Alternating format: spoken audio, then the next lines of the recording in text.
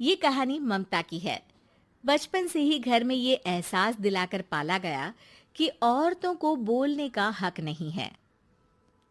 अरे ममता, जरा जल्दी जल्दी हाथ चलाओ। रोज ऑफिस में देर पहुंचता हूँ तुम्हारे कारण। लेकिन आपका सारा खाना पैक और तैयार भी है। अरे जबान जितनी चलाती हो उतना अगर हाथ चलाती ना तो शायद घर को अच्छे से मैनेज कर पाती। क्या मतलब है? क्या नहीं मिला आपको? मोजे मोजे कौन देगा? ममता भागकर पति को मोजे देती है। वो हर किसी का ख्याल रखती, लेकिन उसके घर में रोज का रोना लगा रहता। अरे माँ, आज स्कूल में टीचर ने मुझे फीस के लिए डांटा। माँ, मुझे अच्छा नहीं लगता कि स्कूल में फीस के पैसों के लिए मुझे कोई भी बात सुनाए। अरे पर बेटा, ये तो पापा करते हैं ना, सारा ऑनलाइन। मुझे तो इसकी जानकारी भी नहीं है। हाँ हाँ, बना लो बच्चों के सामने मुझे बुरा। अरे करता तो मैं ही हूँ, माना, लेकिन मुझे कोई सपना थोड़ी ना आएगा कि बच्चों की फीस जमा करनी है। अरे बताओगी तो तुम ही ना। ममता की अब ये आदत में शुमार हो चुका था। वो हमेशा हर बात के लिए खुद को ही दोषी मानती। एक दिन वो पड़ोस की दोस्त से कहती है, समझ नहीं आता यार, मैं इतनी डम कैसे हो सकती हूँ। बात तो सही भी है ना। अब पति बेचारा नौकरी करे, पैसे कमाए, या फिर ये देखे कि बच्चों की फीस का वक्त है। क्या करूँ यार। पता नहीं, मेरे पति तो सारा काम खुद ही करते हैं। वो तो कहते हैं कि तुम थक जाती होगी, सारा दिन घर बाहर बच्चे तो। अच्छा, ऐसे भी पति होते हैं क्या? अरे क्या बात कर रही है? भाई साहब कभी तुझे किसी बात के लिए सुनाते नहीं? किसने कहा नहीं सुनाते? अरे ये पति चीज ही ऐसी होती है कि बिना पत्नी को सुनाए उन्हें चैन की नींद कहाँ आती है। तो तू भी परेशान रहती होगी कि कैसे, क्या, कब भूल गई। अरे वो तो मुझे बस इस बात के लिए ताना देते हैं कि मैं वक्त पर खाना क्यों नहीं खाती या पार्लर जाकर अपनी साज सज्जा क्यों नहीं करवाती। पड़ोसन बोल ही रही होती है कि ममता के बेटे की आवाज आती है। अरे माँ, क्या हो गया? लग नहीं रहा कि आज आप मुझे पानी भी देगी। अरे कब से खाने के लिए वेट कर रहा हूँ। अरे यार, मैं चलती हूँ। बेटा खाने के लिए वेट कर रहा है, मैंने उसे खाना भी नहीं दिया। अरे 12वीं में पहुंच चुका है तुम्हारा बेटा, उसे बोलो खुद पानी लिया करे। मैंने तो अपने बच्चों को काम करना सिखाया है। अरे यार, खुद की भी तो कोई लाइफ है। माना जब नहीं कर सकते थे तो किया, लेकिन अब इतने बड़े बच्चों की हर बात मानेंगे तो मुश्किल तो अपने को ही होगी। ममता को पड़ोसन की बात में दम तो लगता है, लेकिन करे क्या, आदत भी तो खुद ही ने डाली थी। ममता घर जाती है कि तभी बेटी आ जाती है। माँ, परसों मुझे एक शादी में जाना है।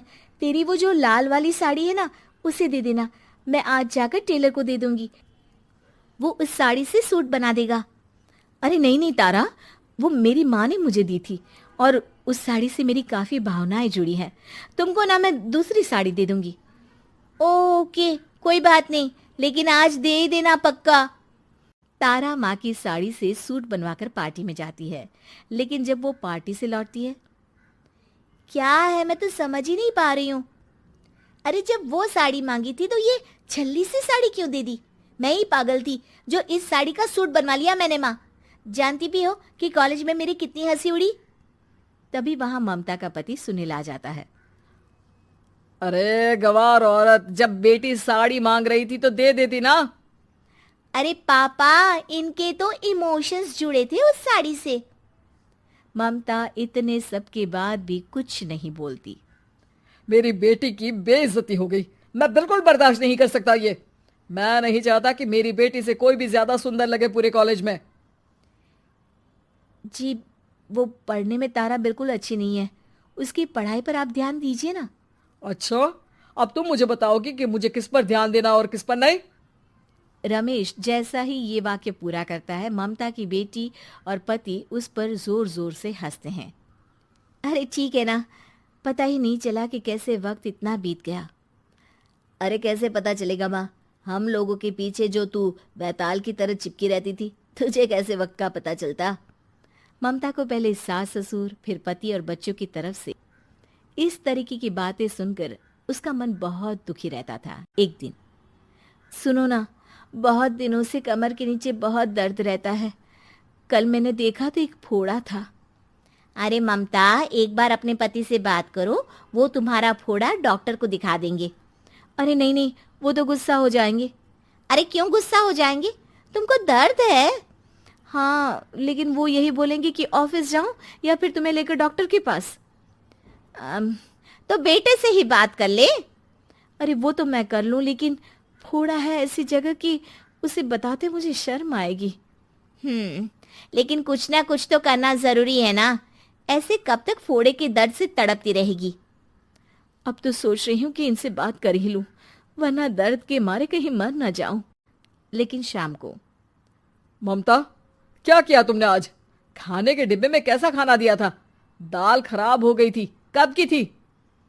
दाल तो मैंने सुबह ही बनाई थी, खराब कैसे हो गई? अच्छा सुनिए ना, मुझे कहना है कि अरे गरम दाल बंद करोगी तो ऐसा ही होगा ना। बेइज्जती हो गई सबके सामने मेरी। ऑफिस वालों ने ऐसा मजाक उड़ाया कि क्या बोलूं। कल से ठीक से खाना देना है तो देना, वरना खाना देना बंद कर देना। बाहर खा लूंगा मैं।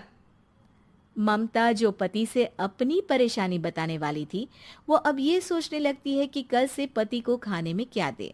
अगले दिन ममता थकी थकी सी हालत में, आप लोगों के लिए नाश्ता बना दिया है, खाना बनाने की हिम्मत नहीं है आज तो। रात भर सोकर थक गई है ना, इसीलिए तो खाना नहीं बना सकती। हिम्मत नहीं हो रही है, मैं बस सोने जा रही हूँ। बस मैडम को सोने का बोल दो, फिर देखो कैसे सोती रहती है। माँ, फिर वही पराठा सब्जी। अरे हमारे साथ के दोस्त एक से बढ़कर एक नाश्ता खाना लेकर आते हैं, आप तो बस। सभी घर से निकल जाते हैं, लेकिन जब शाम को बेटा घर आता है तो घर में अंधेरा रहता है। बेटा लाइट चलाता है। क्या माँ, तुम्हारा भी जवाब नहीं है बिजली का बिल बचाने के लिए? वो बोल ही रहा होता है कि सामने माँ जमीन पर लेटी मिलती है। वो उसके पास जाता है। अरे माँ, क्या हो गया माँ? तभी वहां पड़ोसन आती है। अरे बेटा, तुम्हारी माँ के पैर के पास एक फोड़ा है, जिसके कारण ये लगातार कमजोर होती जा रही थी। मैंने उसे पहले ही कहा था कि घर में बता दो, लेकिन तुम्हारी माँ किसी को तंग करना नहीं चाहती थी। तभी वहां डॉक्टर आ जाता है। अरे इनके ऑर्गन में दिक्कत है, कोई बात है जो इनके मन में खटक रही है। अरे नहीं नहीं, इसके मन में कोई बात नहीं है। कोई काम है नहीं ना इसके पास, सारा दिन बस घर में ही रहती है। देखिए, मैं तो ये नहीं जानता, लेकिन हाँ, इनके मन में हमेशा कोई बात रह जाती होगी, इसीलिए उनकी ये हालत है। अगर आप समय से नहीं ले आते तो हो सकता था कि। अरे नहीं नहीं डॉक्टर साहब, हम पूरी कोशिश करेंगे कि वो ठीक हो जाए। हम लोगों ने अपनी ही परेशानी माँ के सामने रखी, लेकिन किसी ने माँ की दिक्कत को जानने की कोशिश तक नहीं की।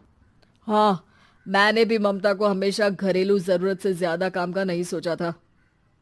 ममता को होश आता है और वो खुद को अपने बेडरूम में देखती है।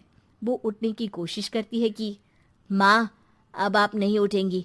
हम लोग है ना, हम लोग आपको पूरी तरह से खुश रखने की कोशिश करेंगे।